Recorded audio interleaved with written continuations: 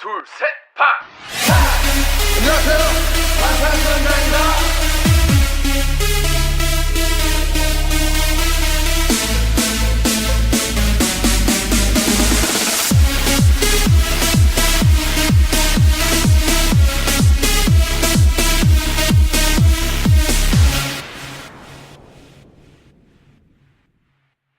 So, do you know where I get the most comments on my tattoo, my BTS tattoo? Where? At the drive-thru.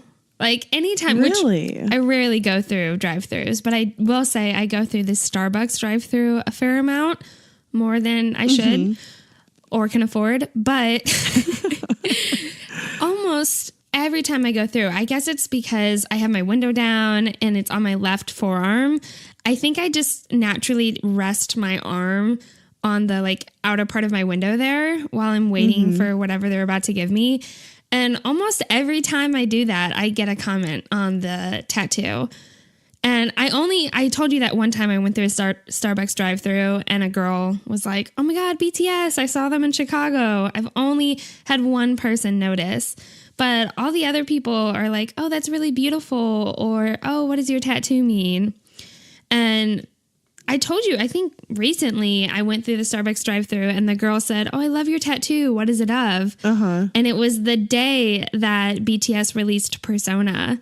Oh, so cool. And I was like, "They just released an album today. You should go listen." And she said she would go listen. Oh, so cool. I guess that makes sense because that would be the arm that you're paying with and whatever that people see the most. I am excited because it's not so cold here in Kansas City anymore. So I'm not wearing cardigans and jackets every day to school. So, or, to work and out about in my life. So really my tattoo has been out and it really fits. I mean, I love our tattoos. It really fits my aesthetic. They're so beautiful. They're so beautiful. And I love that it's right there on our arms. For any of you who might be new to the podcast and don't know, Kayla and I have matching BTS Love Yourself Her flower tattooed on our arms, on our forearms. Yeah. And we got those tattoos obviously together, and it was very special for us. It's it's best my friend only tattoos. tattoo. It was your first tattoo. It's only my second, but just really amazing tattoos that we both have. So special. So special. But anyways, welcome back, guys. Yeah, welcome back. I'm, as Bethany already said, I'm Kayla. And I'm Bethany, and this is Standing BTS. Yes, welcome to another wonderful episode where we get to hang out for about an hour and just talk about BTS. What a wonderful hour it is too. But disclaimer, this is a comedy fangirl podcast. So that means that we are going to fangirl, laugh, and learn a little bit along the way. Or in today's case, we're going to learn a lot because we're talking about a lot. Yes, definitely. So this is an explicit podcast. So if you aren't cool with that, you can dip out now. We won't blame you. Totally. But if you're down for some Jin at the end of Dionysus with his full fucking forehead out and his parted lips will be the end of me. It's not even just the end. It's the whole thing. The destruction. Throughout. No, it's the whole. It's the every comeback stage. Full forehead the whole time. Damn Incredible. It. Or I can't believe, but yet I can believe that Namjoon wrote 80% of the lyrics for Map of the Soul Persona. Wow, that's crazy. I just feel that I owe him so much. He does so much for us. He really does. He works so hard, and all of them do. But the fact that he spent 80% of the album, he wrote the lyrics for 80% of it. Just how hard he's working. Yeah, incredible. We're so grateful. So we today are talking about the album, of course. This is going to be our album review. We are super excited to share with you guys all that we have thought about, all that we've gone through as we listen to this album and kind of dissect it in our own way that we do. But before we get into it, we do have to thank you, wonderful, amazing armies, for being here and for supporting us. If you are a fan of this show and you want to show your support for us, you can do that by telling people about this podcast. If you enjoy it, other people that you talk to might enjoy it as well. You could also write a review on iTunes or Apple Podcasts, or really whatever platform you listen on. And then if you would like to go above and beyond and show us more support, you could do that by donating monthly to our Patreon at patreon.com/stanningbts. Or if you'd like, you can make a one-time donation at paypal.me/stanningbtspodcast. Your support, of course, helps us to improve the quality of our content and to continue putting out weekly episodes. And any type of support is super appreciated. We just love hearing from all of you. Just downloading and giving us a listen is enough support that we need. Thank you, thank you, thank you. Yes, thank you so much. All right, so for BTS news, we have to mention that BTS broke the Beatles held record for Billboard's most #1 albums within a year. And Wow. BTS, they did this with, I believe, Love Yourself Tear, Love Yourself Answer, and now with Map of the Soul Persona. Congratulations, BTS. I mean, incredible. I believe that no one will ever be able to break this record, because the Beatles broke this record, or held this record, for so long with their anthology, which was released around like 1990 something, within that time frame. So they had these anthology albums that were released with it. And that is how they were able to get so many albums within a year to be on Billboard's #1. And so I just feel like it's so difficult to have an artist or a group be able to release so many albums within a year. Yeah. And I feel like if there's anyone to break this record, it's only going to be BTS themselves. Yeah, and for them to break this record, they'd have to put out 4 albums within the span of a year, all of them #1. And I cannot imagine that. That would be incredibly difficult, almost too short of an amount of time to put out that many albums. Exactly. Yeah. So congratulations, BTS. Also, Map of the Soul Persona has made Billboard's top 200 list. Big congratulations to them too for this. This is, they never have an award or any sort of accomplishment like this ever go by without being fully appreciative of it. But just coming from an ARMY perspective, I'm like, okay, yeah, like I almost expect this to happen now because it's happened so many times, but it's still just so noteworthy, and they deserve such a great congratulations for all of the accomplishments for Map of the Soul Persona. Yes, I totally think that it's important to not get wrapped up in the idea that they've done it before. It's just like an expectation. Nothing is certain. And although BTS is at the top of the game and have massive support all around the world, for them to be doing this consistently, hitting the top of the charts, is still an incredible feat every single time. Absolutely. All right. Let's get into some content of the week. If you maybe could have guessed from how much I've talked about it and how much this was anticipated, my content of the week is the Dionysus comeback stages. All of them. All of them. All of them. I love the other comeback stages also. Like, I loved seeing them perform Make It Right. I thought that was an interesting and unexpected choice for a comeback stage. But truly, the Dionysus performances were incredible and massively overwhelming in all aspects of visuals and dancing and choreography and the choreography. lighting. I mean,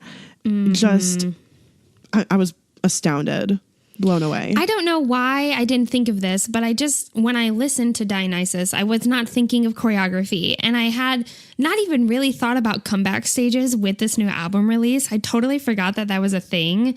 And so getting these comeback stages was so exciting and so thrilling. And when I saw that Dionysus was one of the comeback stages, I was not surprised because I do feel it is one of the absolute best songs on the album. For sure. But oh my God, yes. I totally forgot that, with a comeback stage, there's probably choreography. And the choreography matches so well with the chaoticness and wildness of Dionysus. And just the choreography, it's insanity. The song is insanity, and we can talk about it later. But I totally agree that the Dionysus comeback stages are some of my favorite content of the week as well. Oh, yes, of course. But for me, my content of the week was just posted today, which is RM's behind Map of the Soul persona. And I've said this before on the podcast, but some of my favorite V Lives are RM's behinds for the albums that they put out. And I just love hearing his interpretation of the album, of the songs, the production that went into the album, the behind aspect, really just getting to see how Jungi, what his input was and what J-Hope was contributing, and things that were conflicting or that they had to overcome in order to just make that song perfect or seem perfect to them. And so hearing RM's thoughts are just always some of my favorite things.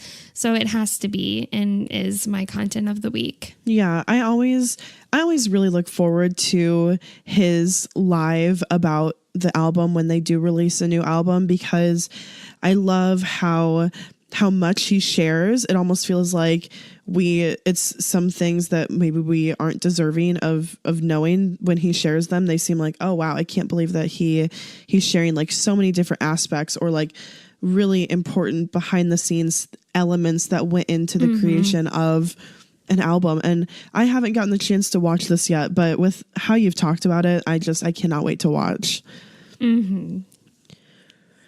Okay, so we are going to get into our analysis and kind of review of this album. We're going to talk about the overall style and vibe. We're also going to get into lyrics and meaning. We do have some general remarks before we get into it. We just want to talk about some of the sources that we got a lot of our information from, or a lot of inspiration from. And ideas, yes, of course. So first of all, we listened to a podcast called Speaking of Jung, Interviews with Jungian Analysts, and this is a podcast episode 44 titled Map of the Soul Persona. So in this podcast, host Laura London interviews Dr. Murray Stein, who is, quote, a master of divinity from Yale University. He has a diploma in analytical psychology, which is the degree of a Jungian analyst from the C.G. Jung Institute in Zurich. And he also holds a PhD in religion and psychological studies from the University of Chicago. And also, most importantly for this episode, is that he is also the author of Jung's Map of the Soul, an Introduction, which is the book that Namjoon recommended we read so long ago. And what this album is titled after. The inspiration for this album. So somebody on Twitter sent me the link to this podcast and said, this made me think of you. I love it. You should listen to it for your album review. And I'm so sorry, I forgot to look up who did it. I keep doing this with I mentioned something on Twitter and then I don't say who said it, but thank you so much, because this podcast was truly a delight to listen to. I just am so excited. It was so intriguing to hear it, because you had mentioned this earlier, Kayla, to me, that it was pretty much a full circle, because Namjoon was inspired by Dr. Stein's perspective and his interpretation of Jung's teachings and Jung's ideas and theories, that he wrote Map of the Soul, an introduction, and that is what inspired Namjoon for this entire album and for the majority of the lyrics that we'll talk about within this album and within the tracks. And so in this podcast episode with Laura London, Dr. Stein is interpreting or giving his best interpretation of Map of the Soul Persona, this album, where he said at the very beginning, he listens to Beethoven and Bach and classical music. So for him to listen to K-pop and just hip hop music, you can tell throughout that he just was really enjoying getting to describe his interpretations and how he felt of the Jungian theories that show up throughout, and how he felt that these songs were portraying them and what RM was trying to describe within them. It's just very neat and very interesting, and you should all definitely go and give it a listen. It's so introspective, and hearing his thoughts and Laura London's thoughts on the album. It's a different type of album review, because it's not looking just at how this album is impacting music and culture. It's more looking at the message that they're bringing with this album. It's just interesting and exciting to hear this Jungian analysis of the lyrics of this album by the person who literally wrote the book on it. It's incredible. So you guys should definitely go listen to that. And then to source the lyrics, we got a lot of our lyric translations from Dissect, which is on WordPress. This is the lyric translation that Laura London and Dr. Stein used for their podcast episode. So Dissect also shares their thoughts about the lyrics, and so it's not just the translations. A lot of their own thoughts are shared throughout, and a lot of them are what inspired Kayla and I with our thoughts on the lyrics, and we agree a lot with what they had to say in terms of this album review. Yeah, it was Dulcet Bangtan is just incredible, because if they notice that a lyric might reference a previous BTS song, that was like the majority of their thoughts that they would put in. Or if there was like a nuance with the specific Korean phrase or word that was used that was kind of lost in English, they would take the time to explain that. So just a really helpful, comprehensive translation of the lyrics that we got to use for this album. And then lastly, for our sources, we used Wikipedia's page for Map of the Soul Persona just to look at who wrote and produced each of the songs. And so without any further ado, let's go ahead and get into this album review. So we'll start with the intro, which is Intro Persona. It was produced by Hiss Noise, written by Hiss Noise, RM, and P-Dog. And as we all know, this is RM's intro. This is his first intro for an album in nearly 5 years. It's about damn time. About damn time. And we're all so excited and grateful that it's come to this point where we've gotten an intro from all of the members now, and we've circled back to RM, who was the first. So to start off our analysis of Intro Persona, we're going to start with the style and vibe of the song. So this song has a old school hip hop influence to it. There's no denying that. There's also references to School Love Affair, and there's similar themes and styles to the intro for Dark and Wild, which was RM's intro, What Am I to You, which in his behind Map of the Soul Persona, RM mentions that he was so inspired by What Am I to You and trying to bring it back to that with this new intro. Oh, I totally feel that. Yeah. So in the song, we also get a lot of electric guitar throughout. There's this clapping percussion with an occasional cymbal that we hear.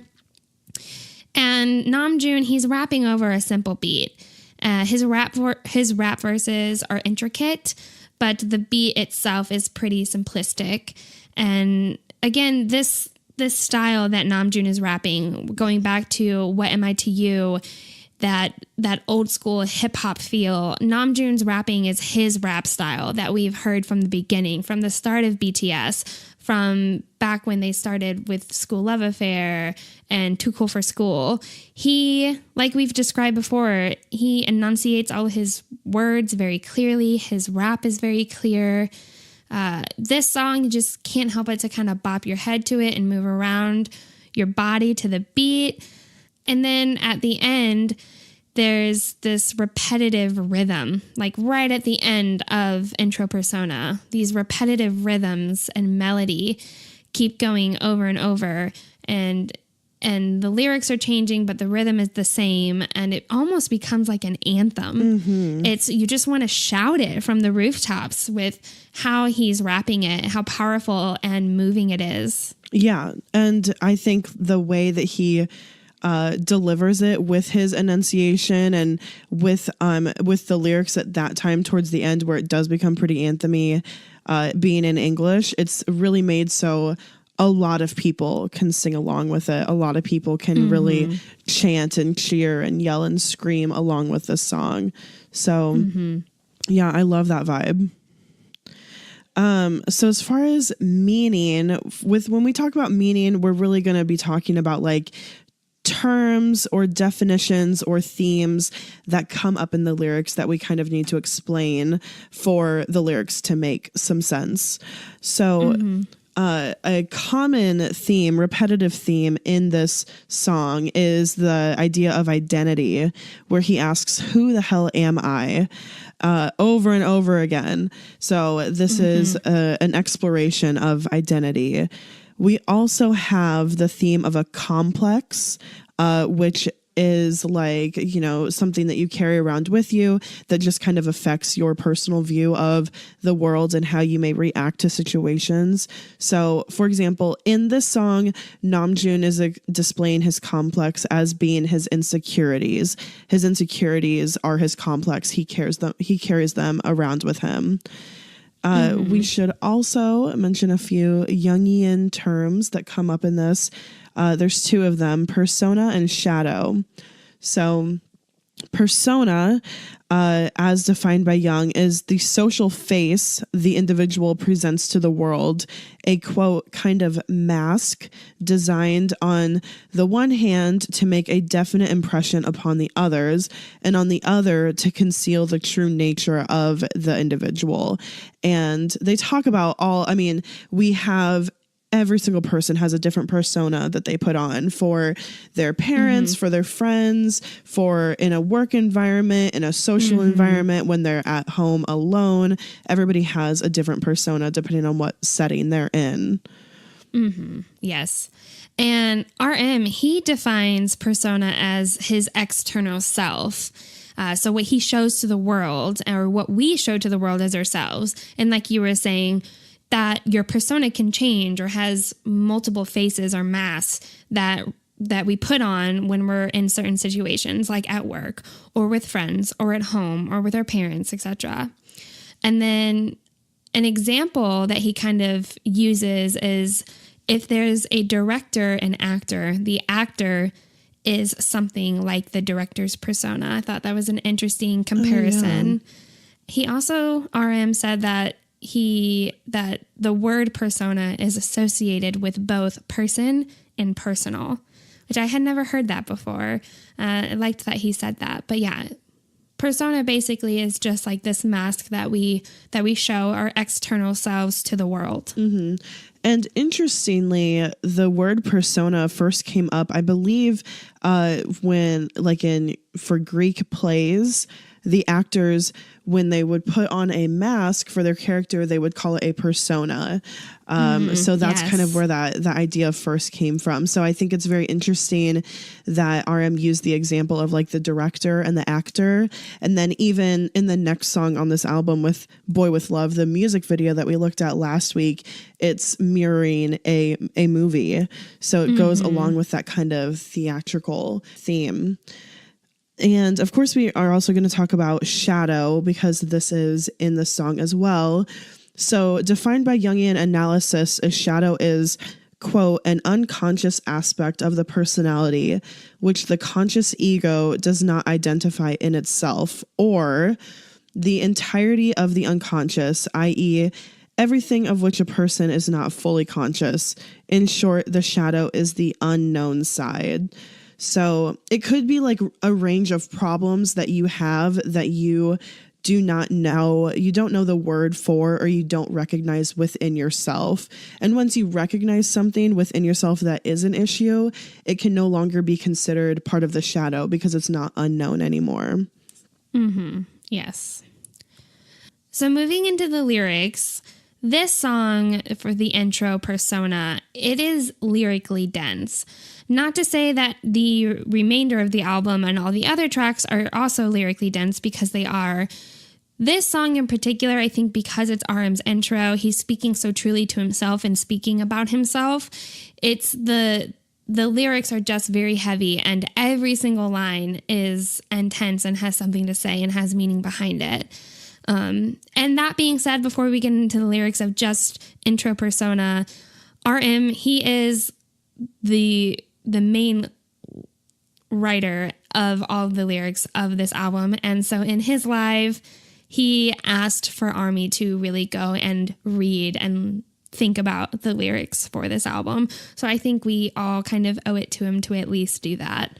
Yes. So after you listen to this episode, go hop on dulcetbangtan.wordpress.com and read all of her lyric translations if you can't read Korean, and just read through this. And, you know, we're going to touch on some of them now, some that stuck out to us. But definitely take the time to go through and read the songs in entirety. So like you said, these are very dense lyrics. Every single line has a deeper meaning than what we hear on the surface. And it even made it difficult to pick and choose which lines we wanted to talk about, just because the first can be just as impactful as the next. So the first one that I want to talk about says, "I'm still not sure if I'm a dog or a pig or whatever, but then others come and put a pearl necklace on me." And this kind of goes with the old saying, like throwing pearls before swine. And it's basically that RM doesn't know who he is, and then others come and put this pearl necklace on him, he could be calling himself a pig. Someone treats him as pearl worthy, and that makes him uncomfortable because he doesn't feel as though he is deserving of this gift. This idea of a dog or a pig, it's come up before in BTS lyrics. I think during the Wings era it was brought up, but yeah, so he's questioning himself or feels as if he's a dog or a pig or whatever, someone who's ordinary, and then having, millions of people come and treat him as if he's, worthy, and this, bringing a pearl necklace to him, and that just has him feel uncomfortable or uncertain of who he is or what he's become. Yeah. And this dog or a pig might be reference to a high-ranking Korean official, I believe, in education, but I really don't remember because I didn't write it down. But he, at one point in 2016, was quoted saying that we can just treat the poorer people as dogs and pigs. It doesn't matter what education they get or what opportunities they get. And since then, we have kind of sometimes seen this idea of a dog or a pig come up in his lyrics. The next thing that he writes is, "My shadow, I named him Hesitation and called him so. Once he became it, he has never hesitated." So this is again referencing that unknown dark side of personality that is just irrational, and it's showing Namjoon's perceived personal inferiority that, again, it goes to the pearls before swine type thing, where he feels like he is not deserving of this platform or of the success. And in an interview in 2018, he even called his anxiety his shadow. That was an additional note from dual set bang 10. So that's a interesting tidbit there as well. But truly, we feel like this song Persona is Namjoon being vulnerable with his insecurities that he has with his personality, such as having hesitations. And he's exposing the parts of this persona that maybe we have described him as, but he struggles to accept. Like he struggles to step into that.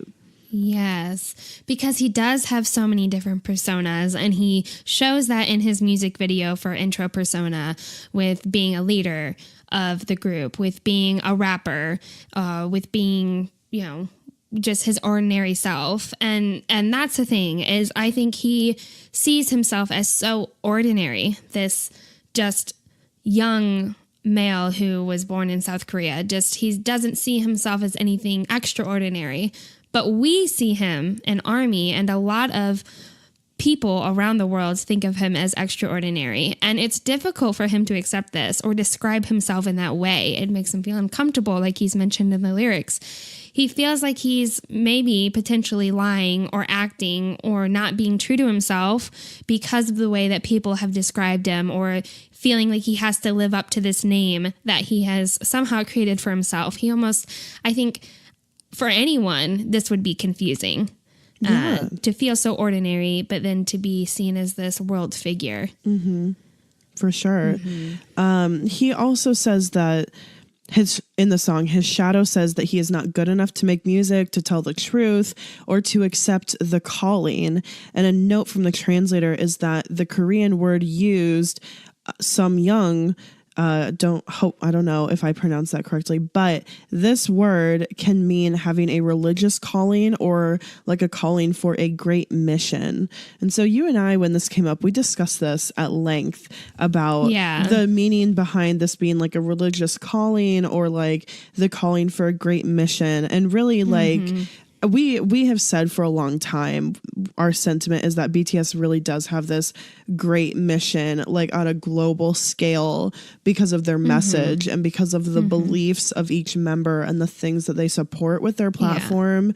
They really are doing this for a purpose. It's not for nothing. Their music has purpose behind it. Yeah, and creating change. Yeah. And that part, yes, that goes into their mission. And RM even said in his V Live for Behind, he mentioned how the Love Yourself concept became such a great thing that they almost felt like with Map of the Soul Persona, they needed to take a step back, although I don't think they did. But, you know, I think that this great mission, yes, I love that he brought this up in the lyrics of Intro Persona, because it's like they have a calling. They have this great mission in terms of their music and their platform and what their message is and what they're telling and reaching out to people and inspiring people with. Yeah, for sure.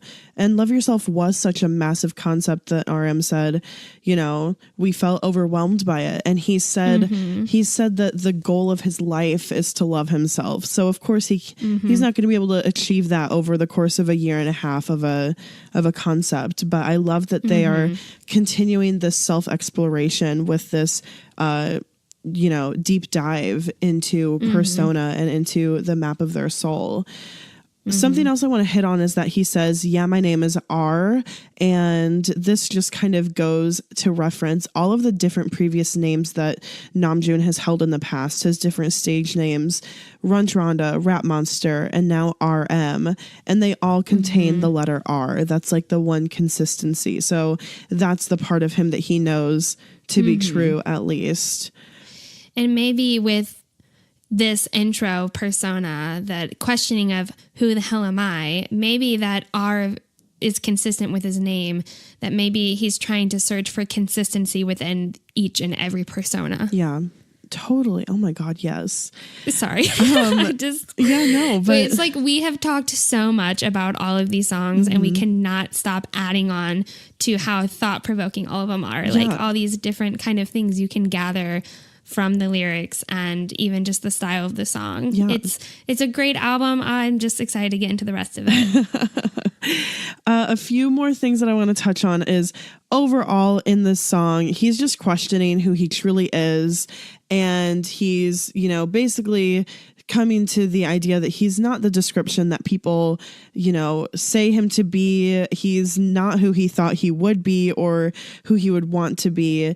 And he's really confronting that he's not this idealized person. And you and I, we tend to idolize him so much. And he's saying that he's not perfect. He's telling us that there's two things that he truly wants to do. And who he truly believes himself to be is a person in the lyrics.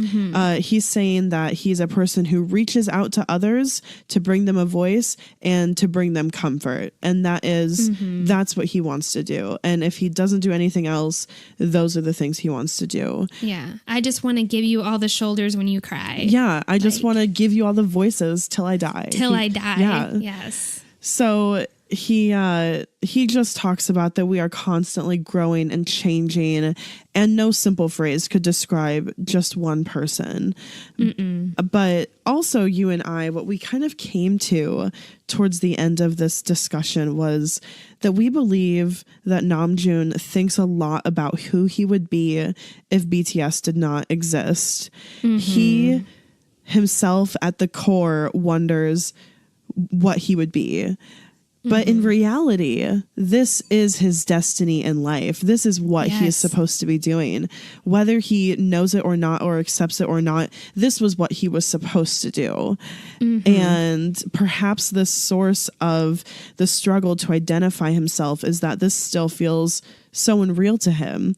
And I mean, because it is unreal, none of them started out BTS with hopes of dominating the K-pop industry and becoming known globally and going to the fucking Grammys. Yeah. I mean, surely they weren't thinking, oh, we're going to be number one. We're going to actually overcome the K-pop genre and break internationally. That there's no way that was on their mind. When they started BTS, maybe they thought, yes, we would be on the same platform as some of the other K-pop groups, but they have definitely exceeded that. Yeah. All right. So that was Intro Persona. That one was probably our most in-depth lyrically. One of our other ones are too. Yeah, for sure. Yeah, but that one was just, like I said, lyrically dense. So moving on to the hit track, which is Poem for Small Things, Boy with Love. It was produced by P-Dog, written by P-Dog, RM, Melanie Joy Fontana, Michael Lindgren Schultz, Hitman Bang, Suga, Emily Weisband, J-Hope, and Ashley Frangipan. Yes. So going into the style and vibe of this song, it is super upbeat and very catchy, like that wah, wah, wah, wah, wah. Like it's so catchy and upbeat, and it's such an easy listen. It does have a simple chord progression, which does give it that easy listen, but it's highly pleasant to the ears. You can't listen to it and not feel your body wiggle along with it. Oh, for sure. There's simple guitar in the background during the verses, but there's also these synthesized strings that you hear also in the background. The rap verses have some added bass beats that are brought in within the rap verses, and then it kind of differs between the different rappers' styles, just how those bass beats come in. We got to talk about Yoongi's verse because I've been dying to talk about this.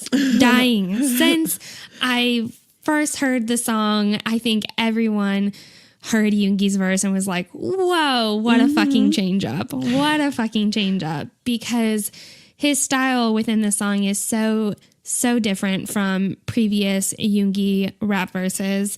He has this syncopated rap style, and his voice sounds like it's hollowed out. Yes. And it like echoes within itself.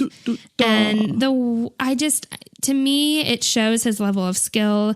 It shows his artistic experimentation that he's doing. And I'm glad that he had the nerve and the courage to do this in their hit track. Yeah. It just wasn't like on some song on the album. He did it in the hit track. And just the way that Jungi pronounces the words, he pronounces it with this stutter. The pronunciation of the words almost sound like filler sounds, very similar to kind of like J-Hope's style, but also uniquely how he does it himself. But, you know, he used those kind of extra filler sounds with words like yeah and so on and so on. Yeah. And the way that he does this, it reminds us so much of J-Hope that there's times throughout this album where we confuse Jungi with Hobie. We're like, who's rapping right now? Is that Hobie? Is that Jungi? Specifically because of this rap verse that happens in Boy With Love. Yeah. But overall, the style and vibe of this song is it's a hit. It's definitely what you would describe as a hit track. It's an easy listen. It's super fun. It's catchy, upbeat. It's so pleasant to listen to and sing along to, and you feel the energy coming from the song, and it's just wonderful, and I love it. It's one that you can hit replay on. Like, you definitely don't get tired of listening to it. We listened to it like 18 times last week just for research to talk about the music video, and I mean, never got old. I'm still playing it. So going into the meaning of this song, we've got some terms and definitions and themes that we would like to share with all of you and define for you. So the first theme is the idea of boy in love, which is, of course, from School Love Affair, versus boy with love. So Dulcet Bangtan said, from a young, passionate, immature love that is represented with masculine, macho-like lyrics and visuals, that of course is represented in Boy in Love, to a mature, true love that is about every small thing in life, and a love that is represented with feminine, reflective lyrics that are more accepting and embracing. That's what we see in Boy with Love. And we know that Boy in Love has received a lot of criticism for misogynistic themes in the lyrics and in the music video. And, BTS has apologized for these and has, obviously moved away from that. But it kind of makes us think, what if BTS is kind of rewriting eras or rewriting it in a different way, or in a way that they wanted to in the first place? Or, now that they've grown as individuals, just kind of re-exploring that same idea. I think that's definitely plausible. Maybe they're not going to rewrite all their eras, but maybe this is one way of an addition to their apology by rewriting this specific era. Totally. So another thing that we'd like to define is soul, which, quote, a clearly demarcated functional complex that can best be described as a, quote, personality. And there's also another description of the soul has a feminine character in the man and a masculine character in a woman. His anima wants to reconcile and unite. Her animus tries to discern and discriminate. So this just concept of the soul and these explanations of the soul are what we see kind of reflected in the lyrics. So that's why that's the definitions that we're going with. Another theme that comes up is the theme of a star and the theme of destiny. And this is an important theme for really the album as a whole. Both of these are going to come up again. So the lines that the vocalists sing seem to be said to ARMY. For example, right at the beginning, Jimin says, "I'm curious about everything. How's your day?" And this makes me think of Jimin and J-Hope and Jin's and all of their tweets, their hashtag curious about ARMY tweets. Yeah. And they also say, "I'm flying up high in the sky with the two wings that you gave me then." And this makes me think of like the Wings album, the outro where they say, "Spread my wings and fly." And then Dulcet also said that this could be referring back to a supplementary story where it says, although I want to fly, I don't have wings, but your hands become my wings. So really that line goes to the fact that ARMY gave BTS the support to get to where they are today. Definitely. And they are so thankful and grateful throughout this whole album. Like RM had said that all of these songs are basically serenading ARMY and a thank you to ARMY. Yeah. So the rap lines in this song, I kind of approach them as if they could be being said to this soul. And I think all of these lines, I'm just going to preface the rest of this with saying that a lot of these lyrics for these songs, you can always say that they're being said to ARMY. I think that is a common intention for BTS's music. Namjoon said it in his live, as you told me earlier.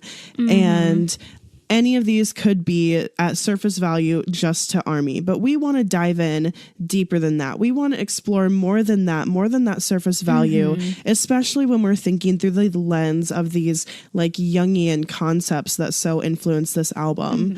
And the album is called Map of the Soul. So I think you can be interchangeable with ARMY and with the soul. Yeah. So these rap lines to me specifically made me feel like they were being said to their soul, as if they're kind of being introspective. So Yoongi says, a star that is called you, that made every trivial thing not trivial. And he continues to say that everything is special, including small trivial habits, which kind of relates back to the Korean name of the song, A Poem for the Small Things. We'll also touch on the idea of star again in Microcosmos coming up next. So just keep that idea in mind, for there is a Jungian connection to the star and the soul. For Hosok's verse, he says, I say, things like destiny were never mine from the beginning. World's peace, no way. Some grand rules, no way. I'm just going to protect you.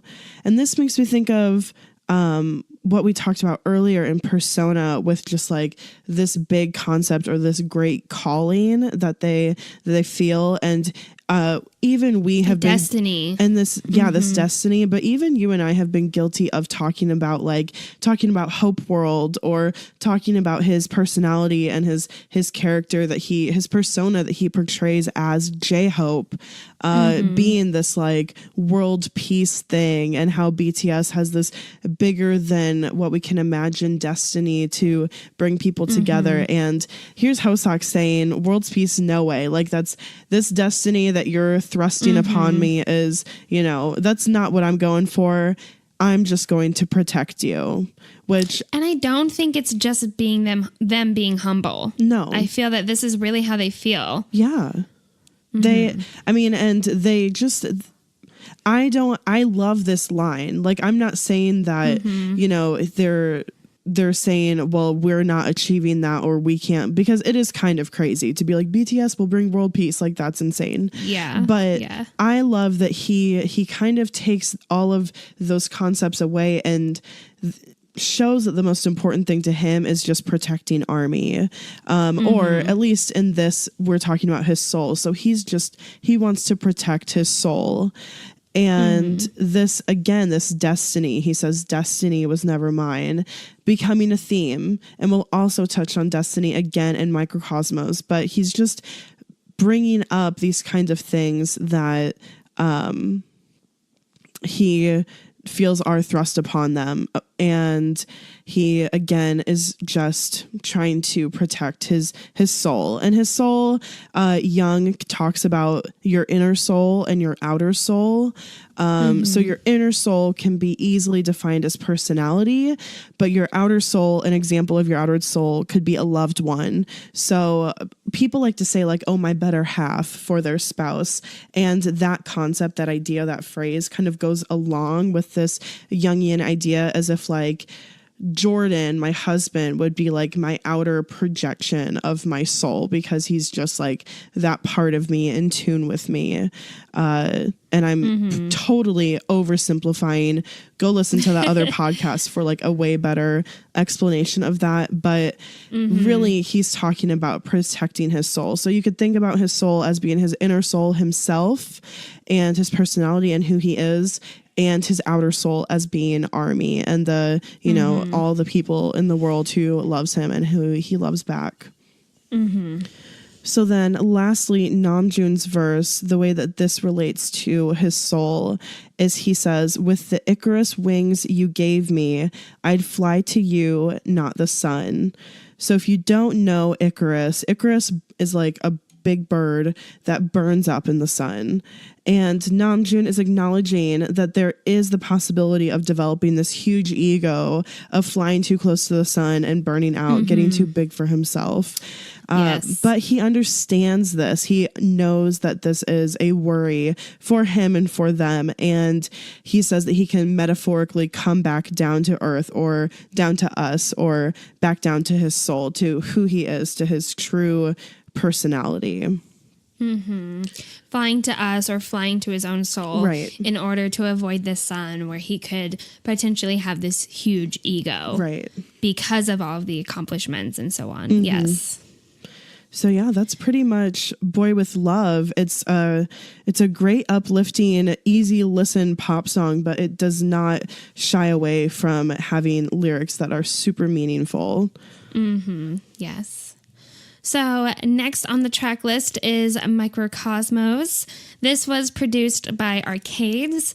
It was written by Maddie Thompson, Lynn Doc Graham, Marcus McCone, RM, Suga, J-Hope, DJ Swivel Young, Candace Nicole Sosa, Fontana, and Lindgren.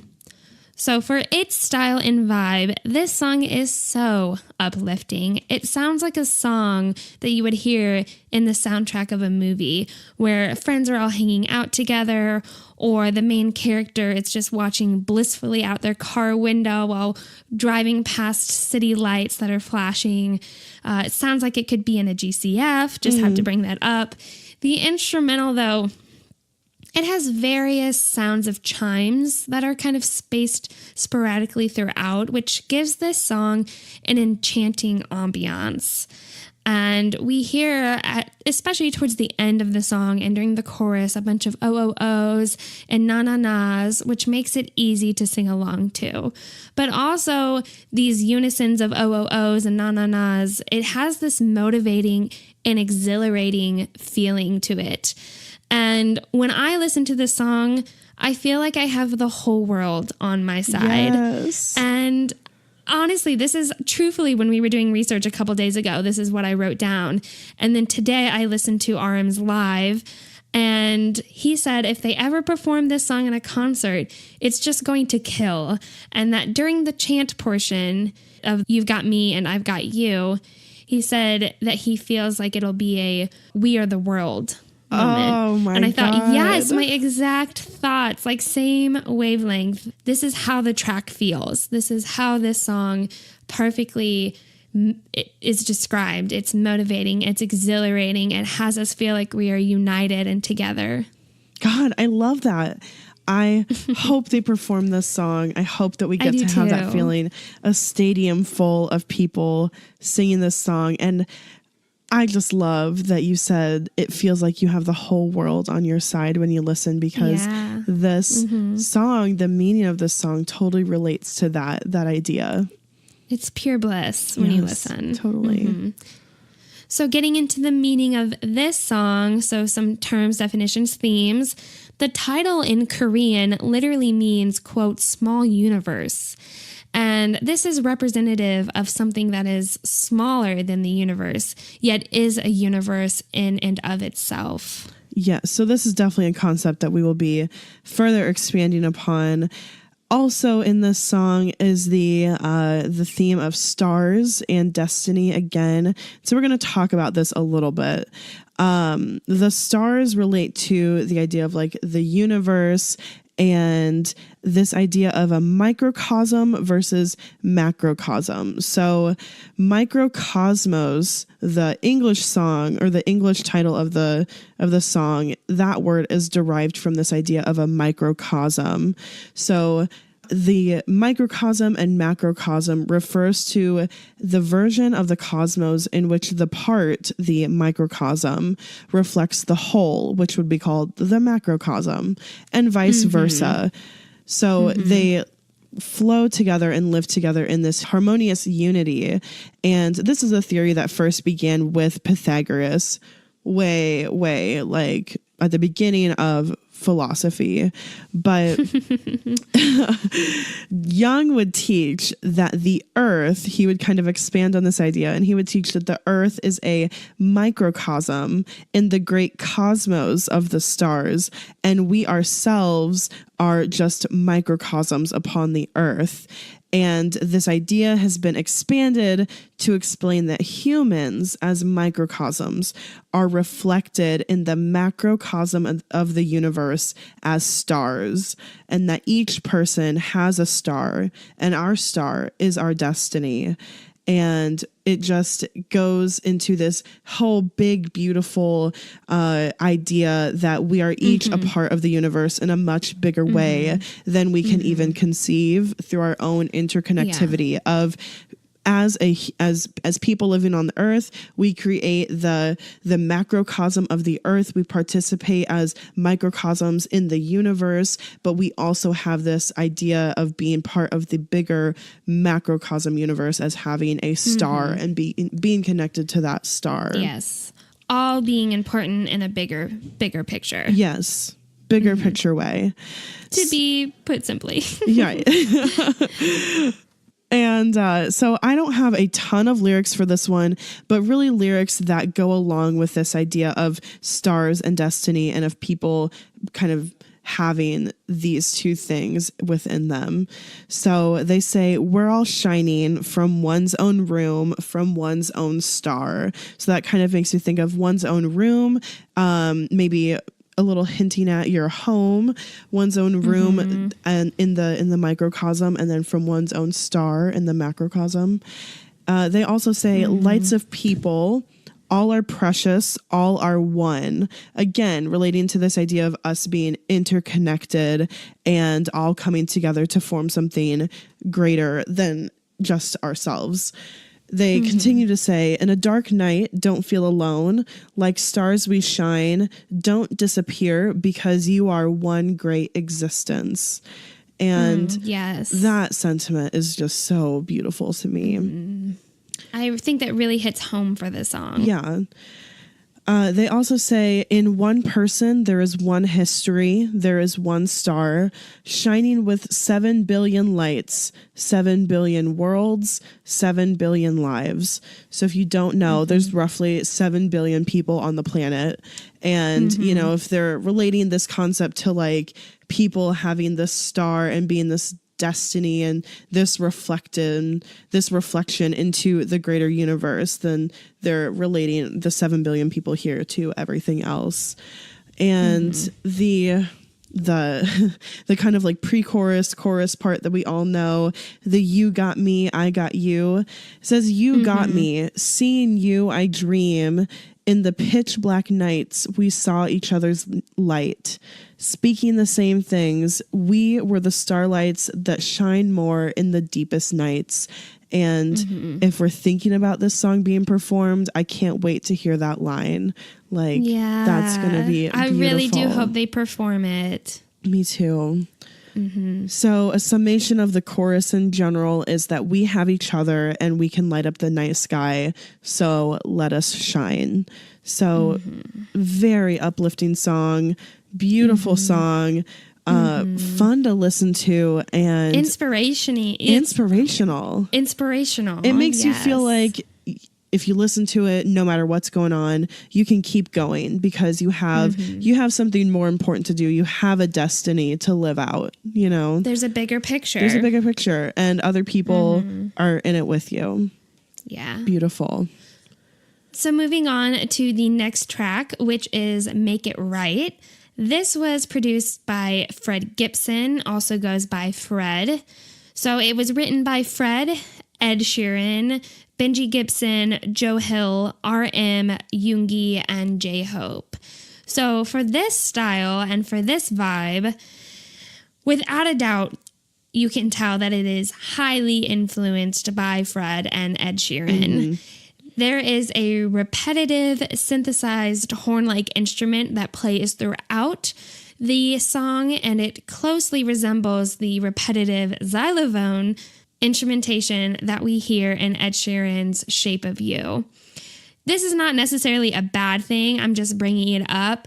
There's a reason that these two songs are insanely catchy. I think this repetitive synthesized instrumental that plays throughout is their type of style, and they've brought it and contributed to BTS's music with it. And so it makes Make It Right such a catchy song. Yeah, and definitely but I will unique say, in that sense. Yes, definitely. So I will say that this song slows the album up a bit. The song has this carefree, upbeat vibe while also remaining very intimate and sensual and sweet, with its lyrics slipping through, such as, I can hold you tighter, I can make it better. And I will say that both the vocal and rap line have such a soothing finish to their voices that makes this track so sensual and sweet and intimate. Like I said before, there's this kindness to their voices when they're singing and rapping. Yes. And it really goes throughout the whole song. And that you're right about that. That kind of sensual, sweet, those lyrics really, they kind of slow it down, but they do make it feel very carefree, but yeah. And then paired with that perfect that horn. vibe. Do, do, do, do. Yes. Dun, dun, dun. Yeah. The comeback stage performance of this song is wonderful. It was great just to see them not be huffing and puffing from the choreography, no choreo. And to just enjoy looking out at Army in front of them and singing there along, looking handsome as all get out. Oh, of course. So into some meaning, terms, definitions, and themes of this song. A kind of theme of this song is finding yourself, but finding yourself through wandering around, through exploration. And they also mention deserts and oceans. And if you know, BTS has a long history of referencing desert and sea and oceans in their music. Sea often becoming a desert despite their efforts. They even have a hidden track on Love Yourself Her called Sea, and they have had Fake Love mentions desert a fair amount. Their comeback stages and performances at Mama's, and they've had things that say we can turn a desert into a sea, and a purple ocean. Right. Oh, Purple Ocean, God. Definitely a common theme in the history of BTS. So there's also many references to previous BTS songs, such as Save Me, Love Maze, On Man, and Mic Drop. And although the meanings in the song go deeper than this, we think that at the surface value, you can take this as a song for ARMY, because only ARMY would get the subtle references to previous BTS songs, similar to how they do with choreography. Yeah. The choreography that they put in even Boy With Love, we see a lot of similarities in previous BTS choreography music, and it's for ARMY, and that's what it's meant for. Yeah, which I love that they are still doing that. They're still putting little things in that seem special. Excited. Yeah, it does. Yeah, it is very special. So getting into the lyrics, the first one that we want to talk about is, in the eternal night for which I was unable to see the end, it was you who gifted me the morning. Would it be okay that I hold that hand now? So this lyric reminds me of the Save Me webtoons. The idea of like this eternal night is kind of reminding me of Jin's repetitive day that he kept going through. And again, the reaching out of two hands this is mentioned in Save Me, the song. We see visual representations of this in the Save Me webtoon. And then this is a note from Dual Set Bangtan, these lyrics that are included. When I read this, I flipped the fuck out because this lyric in Love Maze, two hands holding each other become a map. And bitch, you know Love Maze is like one of my favorite songs on that album. And this, again, this whole lyric, two hands holding each other become a map, relates back to the inner and outer soul, the connection of these two things, because, you know, we're talking about the fucking map of the soul. So if you're two hands, you know, you're with your loved one who is that outward projection of your soul, then the coming together of those two hands is helping to create that full map of the soul. Which I'm just like, this is like the part in the album where these ideas and the concepts start coming together, and it just makes me so excited. I love it so much. It's so brilliant and clever and genius. Yes. And the fact that they had it even back then on tier, which I'm sure that Namjoon was probably reading this fucking book at that time. They also go on to say, everything is for me to reach you, who is the answer of my journey. I sing to find you. So his soul, they are singing to their fucking souls. They're singing to find their souls. That is the answer of their journey, is to find their souls. And God, I love this so much. Standing taller, more sure of himself, in his verse, Namjoon says, everything is to come back to you. Let me now open the map wide, the map that is you. And again, the map of the soul. Like, BTS is so amazing. You being the soul, the map that is you being the soul. And like we said, of course, this can relate directly to ARMY, but this is the deeper meaning that we're seeing in this. Again, reinforcing this dual meaning of the soul, because your soul can be your inner soul or your projected outer soul. And it's just like the lyrics that they think about, especially Namjoon, the way that he is putting this in. Fucking brilliant. Blowing my mind. He is. He deserves an applause at the end of the concert just for the lyrics that he put into this album. Seriously. Yeah. All right. So moving on to Home. Home was produced by P-Dog, written by P-Dog, RM, Lauren Dyson, Tushar Apt, Suga, J-Hope, Crystal Youngs, Julia Ross, Bobby Chung, Song Jae-kung, and Adora.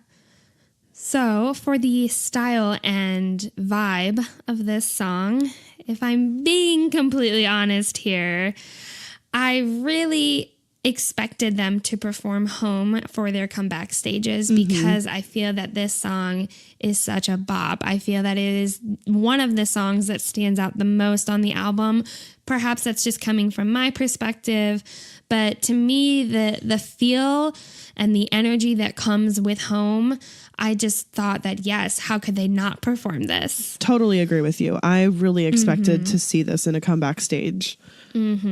Yeah, but I'm not disappointed because I'm sure we will definitely at some point see it. Really, fingers crossed, hoping it happens for this Love Yourself or Speak Yourself. Yeah, tour. Please, God, we need this song performed.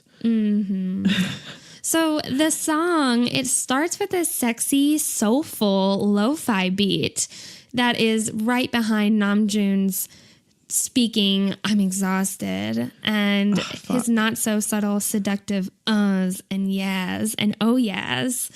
Oh my God, yes. It's throughout. He does it throughout this whole song. I'm so glad. I mean, you hear Jimin singing and you hear Namjoon going, oh yeah. Yes. Like in the back. I'm so glad that you brought this up because it is one of my favorite parts of the song is he's back there and it is so sexy when you just hear his deep voice in the background sliding in those yes, and I'm just like, ooh, fuck. Like, you can't tell me this is not a sexy song. God. Back when this album was released, when I was messaging you about my thoughts about the album and what I was thinking about each song, when Home came on, I texted you, this song is sexy as hell. I cannot get over how sexy it feels. And it's impossible not to feel pure bliss when you sing along, body rolling, feeling the welcome from a very hot and inviting invitation to Mikasa. Oh my God. Is how I interpreted it. Yes. And yes, the song is definitely more than that, but I think that there is no denying this song has a very sexual vibe to it. Seductive. No, it totally does. Inviting. I was shaking my ass to this song the first time that I heard it. I was like, it was like fucking 5:15 in the morning, putting my makeup on, getting ready for the day, like trying to do mascara, but I was like shaking my ass because it was it's so sexy. It makes me want to move and dance along with it. It's fun. It's fun. Yeah. And there's definitely more to the song than the sexiness, but I was in charge of vibe and style, and I was like, I'm sorry, I have to mention it, and I'm going to keep talking about it. So in some of their verses, the vocal line that adds to this kind of seductive feel to the song, their voices sound like they're breathless, especially Jimin. We are looking at you. Love it. This breathlessness, they linger on their ending notes. They're slipping down on those last little notes so softly that it sounds nothing short of seductive. And that breathlessness and just like they're caving into it. It is so contributing. Like that is such a stylized part of the way that they're singing this song. And I totally agree with you. And the rap verses are also too brimming with these pleasurable tones. Ooh, and brimming. I will say that their verses are also very hype and energetic as well, which brings me to the overall feel of this song. Despite the sexy undertones, this song is simply a damn good time. It's fun. It's a celebration. It is a party for BTS and for ARMY. Yeah. It's a banger. It's funny because in RMSV Live, he shyfully admits that this song is about ARMY, and he is almost embarrassed to say it because I think there is such a kind of sexy sexual feel sound, to it. Like yeah. if he's saying it's about ARMY, they literally say your touch, your touch, your touch. I need that. Yeah, I miss that. Which, I mean, I miss it we're too. all willing to offer. Anytime. But but yeah, it is a celebration, this song, and it's a party. It's a damn good time. It is for sure. Some themes that we get in Home, or just some different things that I want to explore, is the use of Mikasa as Home. So if you guys may remember, I'm a Spanish teacher. So when I think of Mikasa, I think of house first. My house. That's the first most common explanation or meaning of Mikasa as house. The more correct word for home that I've always used for home is hogar, Hogar, hogar. So hogar is like home. Like that's the word that I've always used for home, that I always hear people use for home. Mikasa can also mean home. That's kind of like maybe like the second or the third meaning of it, but it's not what I'd think of at first. Although I do think that in this song, the sound of Mikasa, like that totally fits in the song. And I think that was their purpose. Yeah. And I also think Mikasa is more universal. Totally. And that I think was also a part of it too. So it's not necessarily that they aren't saying that Mikasa is not as inviting or as, I don't know, comforting as the word hogar, which is home. Right. But yeah, no, totally. I think it just sounds and fits better, and that's their purpose for using it, and universal. It sticks like better. The It's more English universal. translations they use too are pretty universal when they say like fake love, or etc. Totally. And so I'm not saying that it's a bad thing, and I'm not saying that it's incorrect. It's just not what I would think just of got you first. thinking. Yeah, I just wanted to talk about it. But definitely we see, like you said, ARMY as home in this song. We also have the theme of love that pops up quite a bit, as well as a door. A door is a theme. This concept of a door is repeated in almost every single little verse. And We'll kind of talk about it as we go through the lyrics, but when I talk about the lyrics for Door, Bethany, I want you to think about what it might mean. Thinking maybe, is it entering or leaving a home? What might this door be kind of representing? Because I think we might be able to get to the bottom of it, but I want to hear your thoughts. Yeah. So the first lyric that I want to talk about is right at the beginning of the song. It says, I couldn't even leave a goodbye. Yeah, I'm going out, baby. The entire world is my home. And this relates to a common Korean phrases that when translated to English sound a little clunky and awkward, meaning I'll go and come back, or I've come after going away. But in Korean, they're meant to signify that you are leaving a place which you belong and you promise to return safely. So we see BTS use like hashtags on Twitter with these two phrases in Korean anytime that they're like traveling to go to a concert, or like, you know, before going to the States for SNL, when they're leaving their home, or, you know, when they're leaving Seoul, or maybe even sometimes when they're leaving a concert that they are at on tour, we can see them use this hashtag. So it's kind of, when they use it, it's this idea of the entire world being their home, which is relating to ARMY being everywhere, and the idea of your home being the place where you belong. So if BTS feels like they can belong everywhere because they have ARMY everywhere, then it could belong definitely and feel welcome. Right. Yeah. And this was also mentioned in the podcast episode with Dr. Stein, and he mentions that when they go to Chicago, or when they go to Paris, or whatever it may be, since ARMY is there, they feel welcome, and so welcome they're returning. It almost feels like they're coming back home. Yeah. And so the way that they use this in the lyrics, saying that they're going out and that the entire world is their home, it does feel like home because ARMY has become family. So in these lyrics, Jimin is saying that he didn't even leave a goodbye, because instead he was saying this, I'll go and come back, or I'll come after going away, because they're never truly saying goodbye, and they will always return to their home. So moving into like the theme of this door. So I just want to read off a few lines about the door. So the first time that it's mentioned, it says, as if everything will become true once I open that door. Then we see it says, I saw the ocean even before opening this door. And so again, referencing this ocean, and we, ocean can obviously reference ARMY. And the next lyric says, at the door where the light is turned off, my feet feel strange. So it's almost like now you're returning back to this closed door, and it's like you're returning home and the porch light isn't on. Then it says, but the door I exit because I have a place to return, even if I leave now. So I'm leaving this door because I know that I can return even if I leave now. Then they say, when the bell rings 3 times, will you open the door so that I can deliver my words that I couldn't say? I'll say them then. So this one was the most perplexing to me. I just think it's interesting for them to say when the bell rings 3 times. Why 3 times? And 3 is such an interesting number. I know.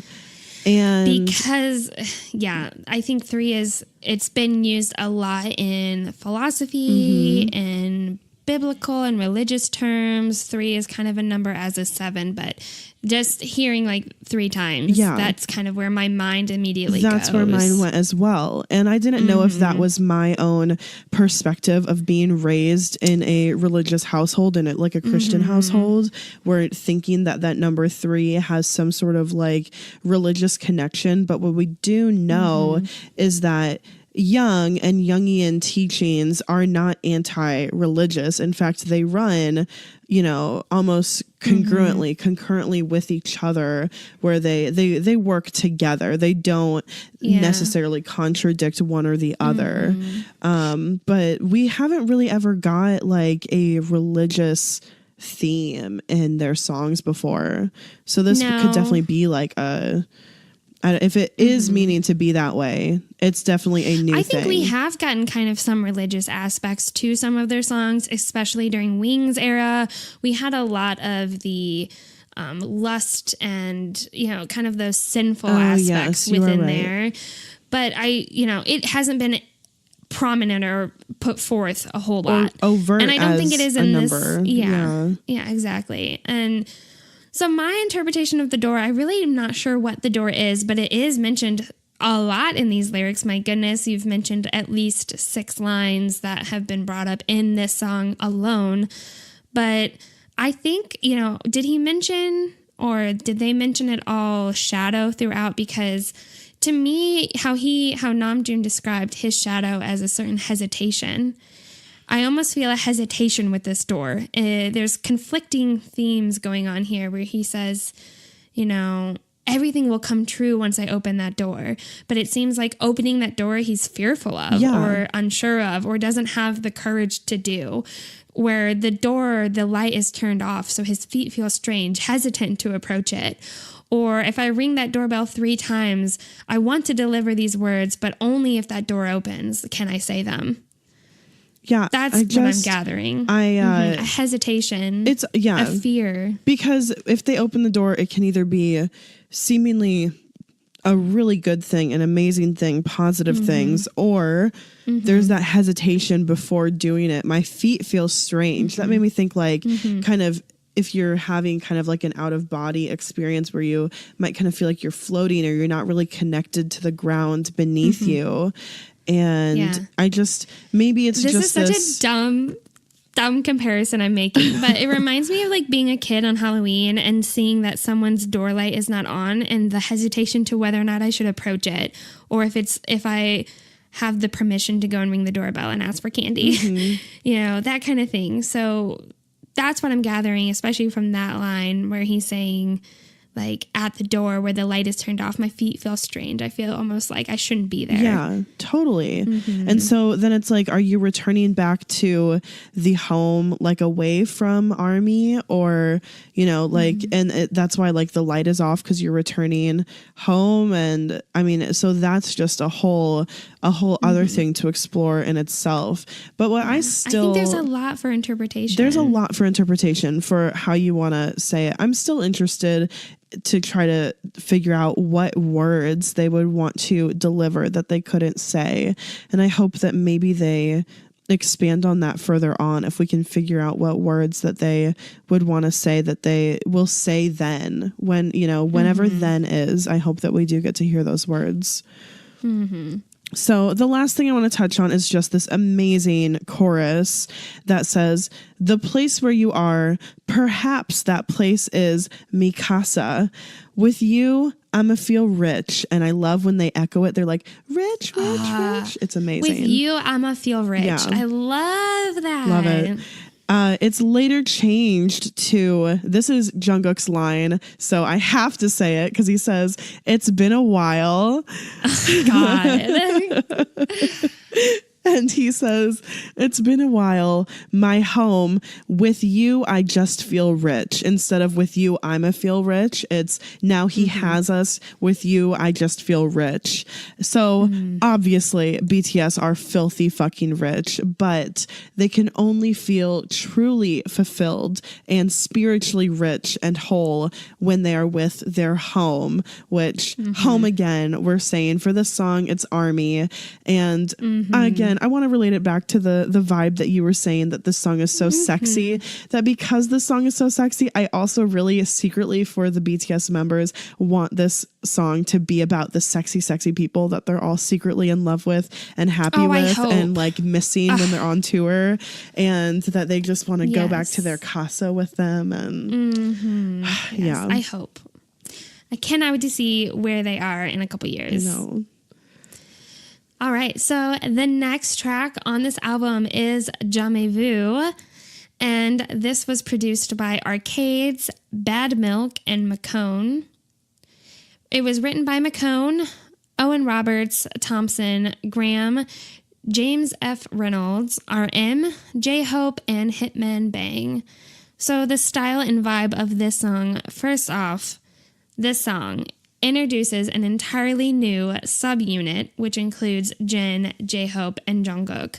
We have not seen this subunit before, and RM actually mentioned that a lot of the members, including Taeyoungi and Jiminy, both felt left out and wanted to be a part of this song because they loved it so much. Oh. But I do think that this subunit is genius because, wow, it has so much. They have so much impact with the harmonization of their voices together. I love the tone of Jin's vocals and Jungkook's vocals with each other. And then J-Hope, I truly feel, is just the perfect rapper to slide in there with his kind of generally more positive feeling that we get from him. I absolutely love the subunit. I was so excited to hear this song. And Hobie's beautiful voice too. His vocals. He sings so much in this song. He sings almost as much as he raps in this song. Love it. Yeah. So the instrumental for this song sets a gloomy and wistful tone to it, and throughout it has this stable keyboard that staccatos. And it pairs with this delicate and faint guitar as well. And so really the song it sounds sad almost. I don't want to use the word sad because it's so blah. But, it's kind of a darker tone to it, a more thought-provoking tone. Yeah. And so the song starts with these very soothing, emotion-filled vocals from Jin, Hobie, and Jungkook. And really just Hobie's vocals, what a beautiful blessing to us all. But after this kind of start to the song does build, and it builds when it reaches the chorus when Jungkook sings, "Please give me a remedy." And from there, the song lifts a little bit. The mood lifts as well. And the vocals become more strengthened. They're not as soothing. They're stronger. And then mid-song, we get Hobie, who switches from singing to rapping. And suddenly, this melancholy, wistful instrumental turns encouraging. And I have to say this, a little funky. There's like this wah, wah, wah, wah in the back that is just so different from the rest of the instrumentation that's gone throughout. And of course they bring it when Hobie's rapping verse comes up. And this is it really perfectly like accompanies his rap style. Yeah. It's really like a turning point in the song. It's really where the song starts to make that big change from being kind of melancholy to more upbeat and happy and kind of like this hopeful feel almost. There's a little uplifting point climax to the song. But overall, the song, it feels sentimental and passionate and introspective. And with the lyrics, the "please give me a remedy," that really kind of calling out and think that introspective thought, thinking, I need some sort of remedy to cure however I'm feeling. Yeah. So for the meaning, again, terms, definitions, themes, the title is Jamais Vu, which we are going to bring some clarification to if you haven't already been curious enough to look it up on your own. It's French. It is the opposite of déjà vu. And it's experienced a lot by people with epilepsy, schizophrenia, Alzheimer's, and dementia. So to bring kind of clarity to it, jamais vu is where you're in a very familiar environment, something you're very used to, but it feels unfamiliar and it feels strange, like a stranger to you. Like that you are supposed to recognize where you are, but it feels completely unfamiliar and strange and foreign to you. Yeah.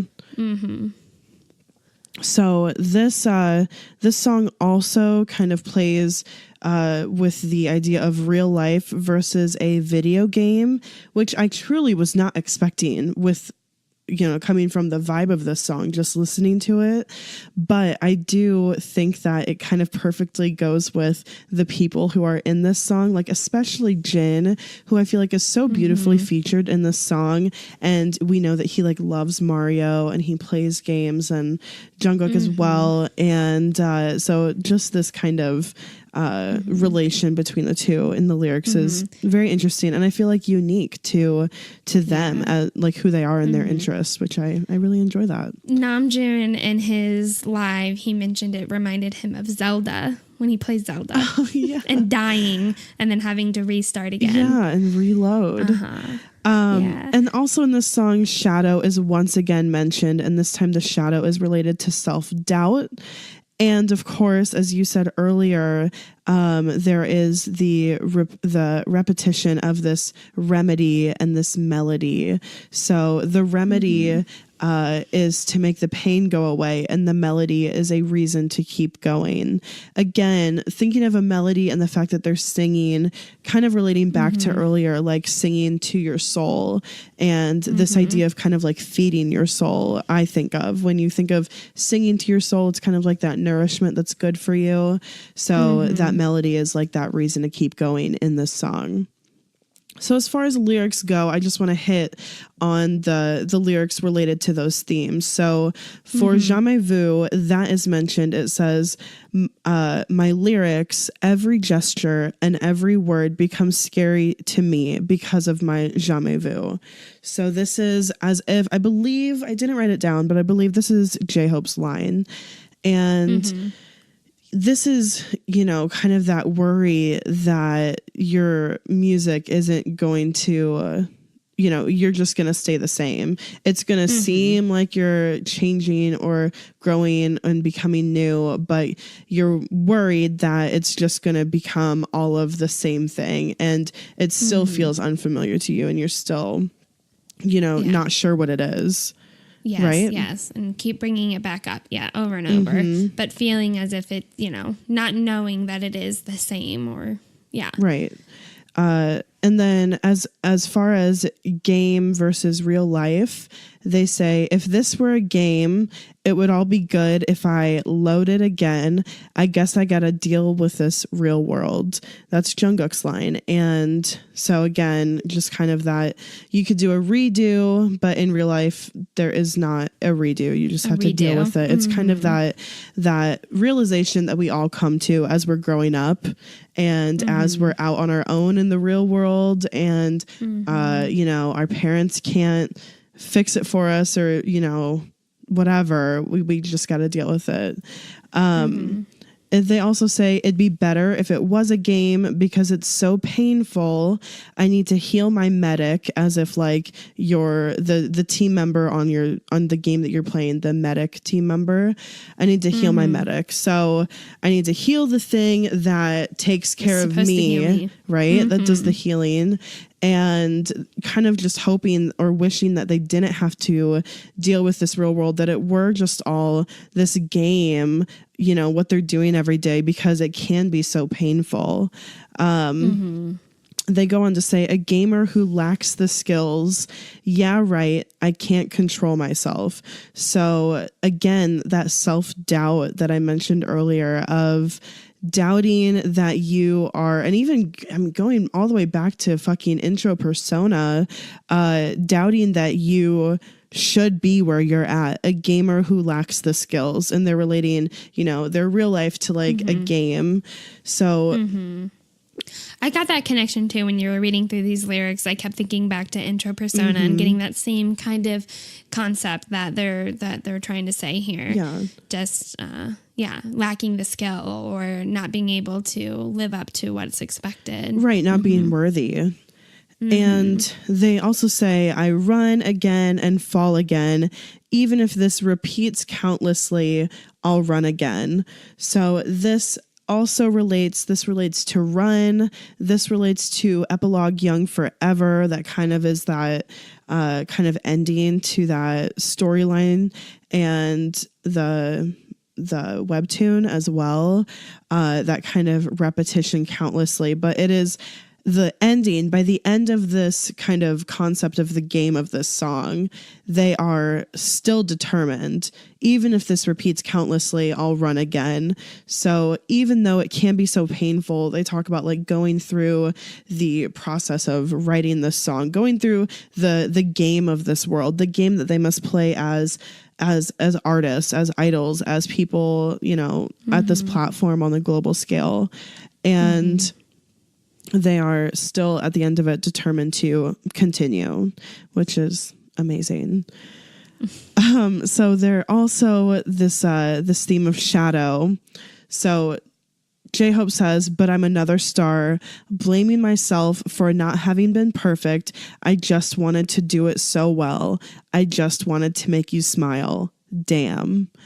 And it's pointed out that this was relating back to 2-3, where they say, I wanted to make you only smile. I wanted to do it well.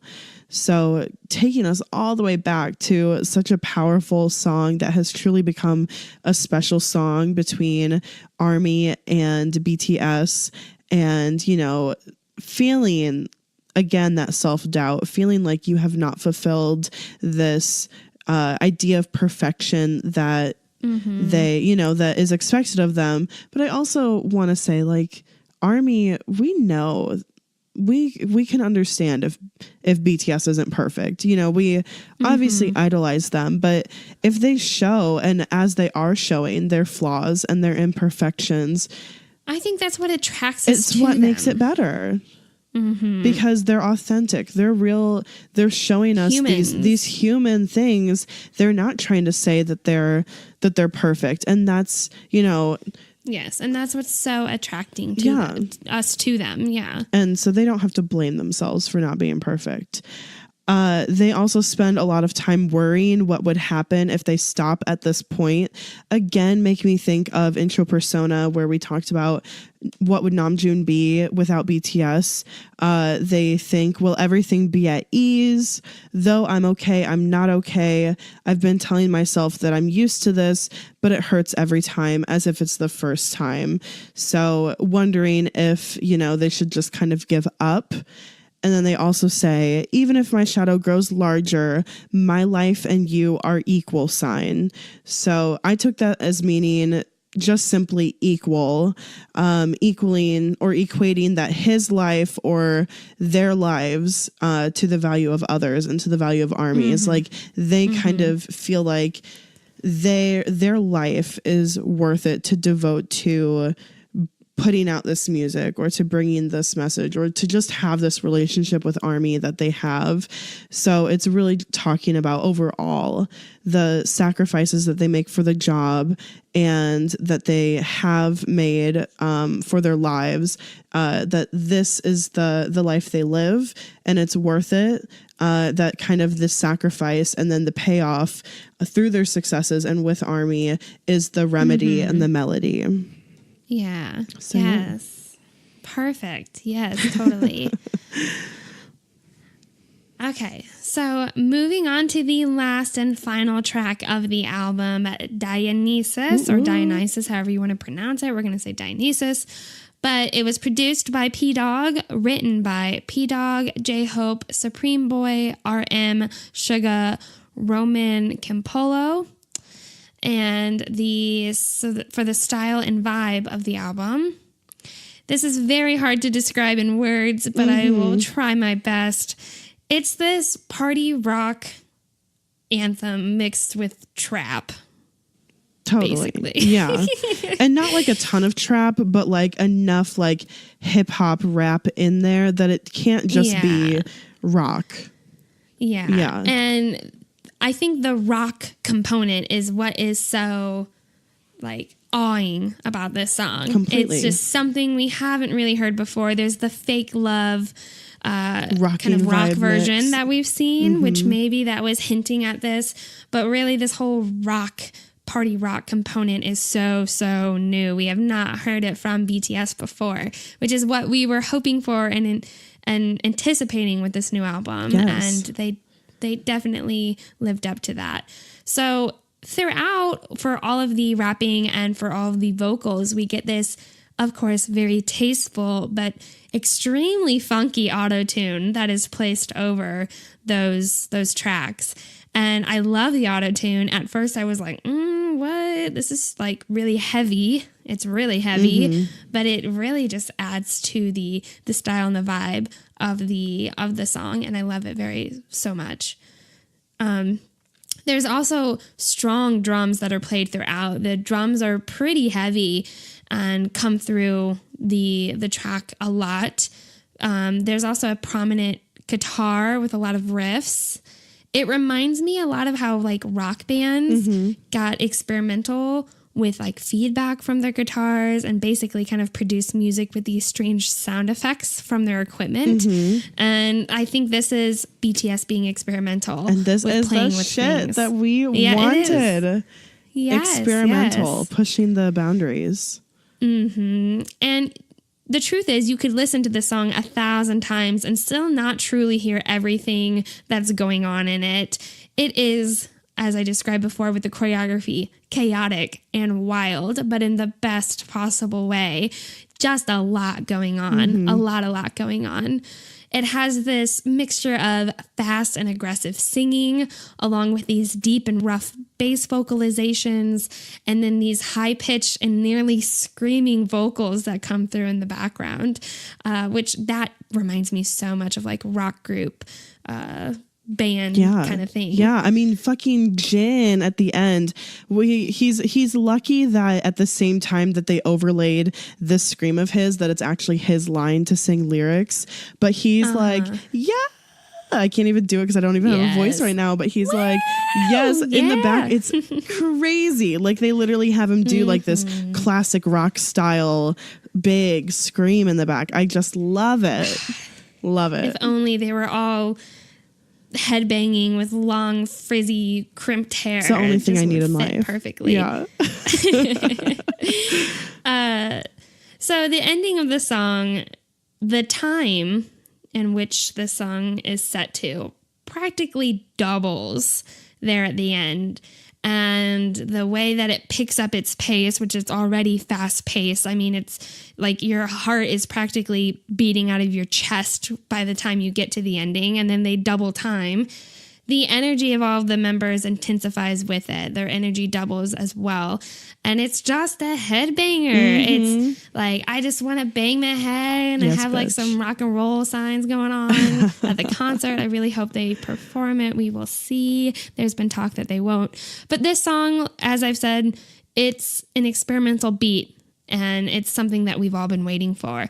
This is proof that shows how BTS has no limits to their music and what they write and what they produce, and that they are capable of so much more than what they've already done. Billboard wrote a terrific article, and they said, quote, Dionysus demonstrates BTS's musical ambition, because they are ambitious and they strive to be better and to experiment and to do more and bring more, and to not just to deliver the same beats that we've been hearing over and over that they know is the safe route. They want to hopefully take a more dangerous, risky route with their music for here to come. Yeah. So let's get into the meaning, some terms and definitions for all of you. If you didn't know already, in ancient Greece, there's Dionysus, who is the god of grapes and wine and drinking. For Dionysus, he was a foreign god to the Greeks, opposite to Apollo. It was said that he could not be resisted, and if one tried to resist, he would wear them down. So basically, everyone would fall beneath his words or his looks or whatever. So he's also, like I said, he's god of wine, but also god of fertility and patron of the arts. Is this dual nature which brought joy and ecstasy, or brutal and blinding rage like drunkenness? So he has this dual nature to him. And then lastly, he was in, Greek mythology, born twice or born again. It says that he was born twice, once of his mother's womb and again of Zeus's thigh. And this kind of crosses the boundaries between human and gods and life and death. So, yeah, just some background info about the person that this song is titled after. The the song really talks about the importance of letting Dionysus take over you for the expansion of your own creativity. And this creativity is being released through drunkenness. Mm-hmm. There is also brought up many times in the song the thyrosis. I don't know how to say that. Thyrosis? Thyrosus. Thyrosis. Let's go with thyrosis. Something like that, yeah. So the thyrosis is a wand of giant fennel covered in ivy vines and leaves, and it was used by Dionysus and his followers, and it's a symbol of prosperity, fertility, and hedonism, which I think is interesting that is in this song as well as a theme, just because it's this idea of pure indulgence with like the grapes seen as an indulgent thing in ancient Greece. And then, of course, the indulgence of drinking wine, of course. Also, this song references this idea again of K-pop idol versus artist. Jungi brings this up in his verse, and really, they say that it doesn't matter between one or the other because they're still gonna steal it because they're the illest, which are like two of my favorite lyrics of the song. Like, I just love that they throw those in there. I'm like, yes, you are the illest. They are. Anyway, so let's talk about the kind of relationship in the lyrics between creativity, art, and alcohol, because this is prominent to me. So they say, in a transparent crystal glass, art that sloshes. Well, art is alcohol. You get drunk when you drink it, fool. So the Korean word yesul means art and soul means alcohol. So there's some clever wordplay going on here where the word for alcohol is found within the word for art. So off the bat, this is what I love about the way that they write, and what I think is connections like this that might only be able to be related in Korean because they have words like this that connect in that way. They also say that there is never a sound that comes out in just one breath, meaning that there's never a song that comes out easily without the pain of the creation process and all they go to create this piece of art. They say it's not simple. Right. They say, drink it up, the pain of creating, one bite, the scolding of the age. Drink it up, the communication with myself, one bite, okay, now I'm ready for show. For show. So again, this is talking about the painful process that can be in creating this music, trying to write out the map of one's soul, for example, and that the drunkenness helps release these inhibitions. So the drunkenness helps with the process of writing out the map of one's soul, because being drunk enables one to be released from their persona. Because we do kind of lose that persona. I think about like when I was drunk in college and the things that I would say to people at parties. Oh my God. No filter. No fucking There is no filter. hesitation. No hesitation. So, you know, this can help release that kind of creative process and help expose the map of the soul a little bit more. They go on to say, at this level, even art is like excessive drinking. So excessive drinking makes me think of dangerous, irresponsible, but also in relation to their art process as being explorative. And then in the chorus, it says, all drink in my glass, all fall for a mad artist, 1 shot, 2 shots, drunk in art. So basically, we're all consumed by it. We're all falling for this mad artist. We are completely consumed by BTS. They want us to come on this dangerous exploration with them. And all of these lyrics really go into the idea that they're using the takeover of Dionysus, of this, letting this completely hedonistic, carefree, letting go of those inhibitions, trying to free yourself of that persona and forgetting that shadow that you deal with, to break down the persona that BTS puts on so that we can continue through this use of this Dionysus. We can continue to explore the map of their soul in the next album. So even though in Namjoon's V Live, he said that these songs weren't really in any specific order, I really think that this song is the perfect bridge between persona and whatever comes next, because it's them opening up like as much as they can, preparing to dive even more into this concept. I completely agree, and I really hope that this song is that transition. It is that turning point. It's them coming to us saying, all right, let's all like basically break down the walls with like drunkenness to like overcome this like hesitation or so to explore and to fall into this mad artist with one shot, two shot, like drunken art. Like I really hope that they continue to progress and to continue to experiment with their styles like they just did with Dionysus. Yeah. And so going back to that Billboard article that I referenced earlier, they said, quote, Dionysus could prove to be a turning point in BTS's musical output if they want it to be. If BTS uses Dionysus as a springboard into their next project, expect it to be more daring than Map of the Soul Persona, just as Persona took more risks than Answer. And yes, I hope that happens, and I have faith that it will. I really do, like you said, I hope that they push the envelope with their next upcoming album, because they are in the perfect position to do it. Yeah. Because they have committed fans. We respect them. They've proven themselves to us, their talent.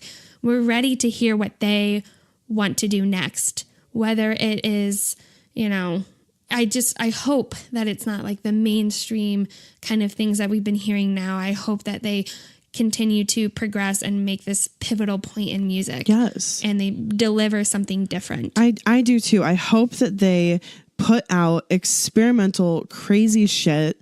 I think that there's multiple factors that put them in the perfect position to be able to do that. Not only, like we've talked about, their success on a global scale, but also the fact that Big Hit has another boy band now, and BTS no longer has to be that like perfect face of Big Hit. TXT can also fill in some of that. So if TXT is doing like the songs, the more mainstream, I feel like that can afford BTS to be able to get more exploration and more experimental with what they're doing. Yes. And I just want that. Absolutely. I fucking love this song. You all know that. The song is fantastic. It's fantastic. Yes. I cannot wait to hear. And we all love it. We all love it. Yeah. Just want to hear more like it. We love hearing the different sounds that they brought with this. Different tones, different vibes, different style, different lyrics. Different than anything that we've heard from them before, truly. And I think that like some critic reviews that we read about this album, a lot of people liked it lyrically, but they didn't say that it was anything groundbreaking with the type of music being made. And I can agree with that on some level. Like we said, Make It Right does really sound like an Ed Sheeran song. And Home, while being sexy, it's not a groundbreaking style of music. It's something, that music is not like completely new. But what I would say is that we have not gotten music from BTS that sounds like this yet. Like the songs that are in this style, they have elements of old, but they also have new things where they have improved upon or changed. And then as far as Dionysus goes, we've never heard something like this from them ever. And just looking at the album in a whole, like, that catharsis, you just brought up like their old stuff, and that first song on the album, Intro Persona, is the most old school that they have. It is. And here we are at the end of the album with something we've never heard before. Oh my fucking God. I hope it transitions into this. Okay. We always get to this point at the end of these album reviews. We always end it this way, but I'm glad that we do. So for all of you listening, thank you for going on this incredible journey with us, looking at the style and feel of all of these songs, all of the tracks, lyrics, and the meaning, and what this whole album is really trying to portray with discovering this map of the soul, beginning with Persona. We hope you all have enjoyed listening. We really enjoyed doing all this research.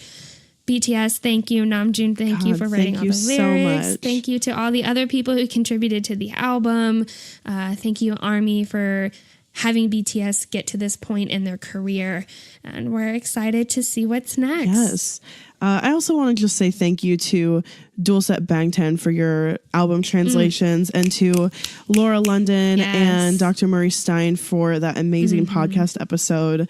We got so much information and really were able to understand these concepts so much better because of those people. So thank you guys so much.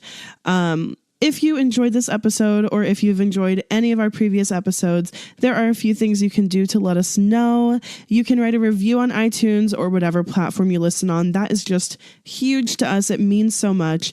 It helps people find the podcast more easily, and it builds the prospect of us getting sponsored. We also need to thank you guys for all the kind reviews that we've gotten so far. Within the last few weeks, we have gotten some incredible ones, and we just want to let you know that we see them. We appreciate them. Every time that you take the time to write a review, it means so much to us. You can let us know what you think about this episode, what you thought about the album by reaching out to us via email or social media. We're on Facebook, Instagram, and Twitter, and you can find links to all of those things in the description. Thanks for listening, and thanks for standing BTS.